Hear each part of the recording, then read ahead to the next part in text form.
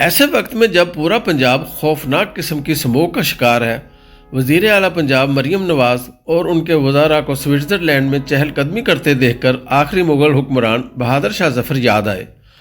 انگریز دلی کا کنٹرول سنبھال چکے تھے، لیکن ہندوستان کے عوام کو وہ یہ تاثر دے رہے تھے کہ وہ تو بس ریاست کے انتظامی معاملات دیکھ رہے ہیں، سکہ تو اب بھی مغل بادشاہ کا ہی چلتا ہے۔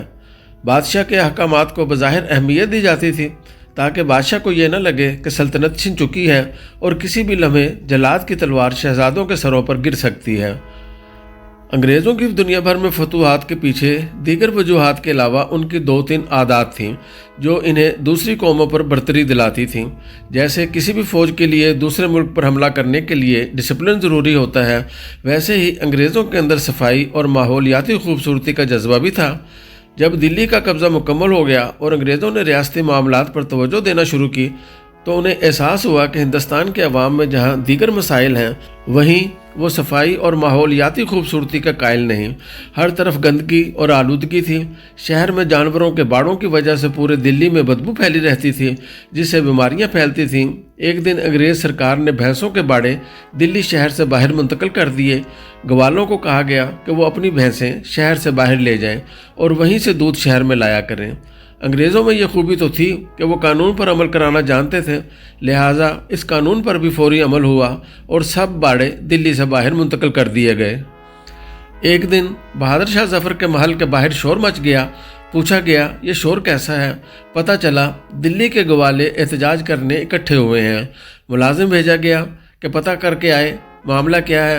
ملازم واپس آیا اور بادشاہ سلامت کو بتایا کہ گوالے باڑے دلی سے باہر منتقل کرنے پر احتجاج کر رہے ہیں، کہہ رہے ہیں کہ وہ کس کے پاس جا کر فریاد کریں، ان کا بادشاہ تو بہادر شاہ ظفر ہے۔ باڑے دلی سے باہر منتقل کرنے سے انہیں مشکلات کا سامنا ہے۔ آپ انگریز سرکار کو کہیں کہ ہمارے باڑے واپس دلی شہر میں منتقل کرے۔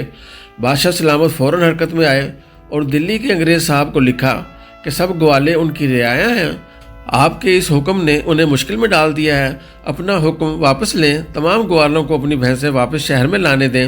ساتھ میں یہ پیغام بھی بھیجا کہ اگر ان گوالوں کو شہر میں واپس آنے کی اجازت نہ دی گئی تو وہ بھی دلی چھوڑ کر گوالوں کے ساتھ خیمہ لگا کر رہنا شروع کر دیں گے۔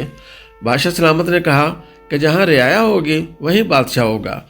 جب انگریز سرکار کے نمائندے تک وہ خط پہنچا تو ہلچل مچ گئی کہ بادشاہ سلامت ایک شاعر قسم کے حکمران ہیں، اپنی رعایا کی اس تکلیف پر تڑپ اٹھے ہیں، کیا پتہ واقعی اپنا خیمہ بھینسوں کے باڑے کے ساتھ لگا کر وہیں رہنا شروع کر دیں۔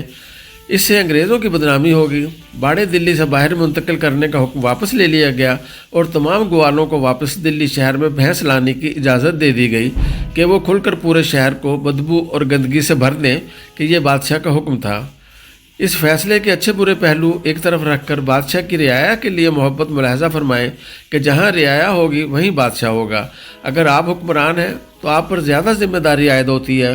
کوئی بھی سمجھدار بندہ یہ ذمہ داری نہیں لے گا کہ کل اس کا حساب کتاب کون دے گا کہ آیا اس عہدے کے ساتھ انصاف کیا یا نہیں، عوام کی خدمت کی یا خاندان اور یاروں دوستوں کو عیاشی ہی کرائی۔ اس لیے ایسے وقت میں جب پنجاب کے عوام خوفناک سموگ کا شکار ہیں، وزیر اعلیٰ پنجاب کا سوئٹزرلینڈ چلے جانا عوام پر کوئی اچھا تاثر نہیں چھوڑے گا۔ بتایا گیا ہے کہ شاید کوئی میڈیکل چیک اپ کرانا ہے، مان لیا صحت کا مسئلہ ہوگا، لیکن ان کے ساتھ صوبائی وزراء کی موجودگی سے عوام کو یہی لگے گا کہ جب وہ سانس تک نہیں لے پا رہے، اس وقت ان کے حکمران بیرون ملک صحت افزا مقامات پر سیر سپاٹے کر رہے ہیں۔